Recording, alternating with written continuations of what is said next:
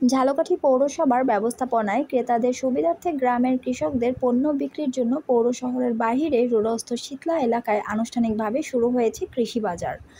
আজ বুধবার 15 সেপ্টেম্বর সকাল 10টায় ফিতা কেটে এই বাজারের আনুষ্ঠানিক উদ্বোধন করেছেন পৌর প্রশাসক ও অতিরিক্ত জেলা প্রশাসক মোহাম্মদ কাউসার হোসেন। বাজার উদ্বোধনের পর দোয়া মোনাজাত শেষে বাজার পরিদর্শন করে ক্রেতা ও বিক্রেতাদের সাথে আলাপচারিতা করেছেন কাউসার হোসেন। পৌর কর্তৃপক্ষ জানিয়েছেন, প্রতিদিন প্রথম ধাপে সকাল 6টা থেকে দুপুর 2টা পর্যন্ত কাঁচা তরকারি, মাছ ও মুরগির বাজার বসবে।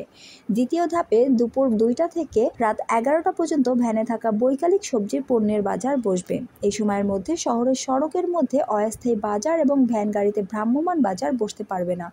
যদি বসে তাহলে যান ও মানুষ নির্বিঘ্নে চলাচলে বাধার দানের অপরাধে আইনগত ব্যবস্থা নেওয়া হবে।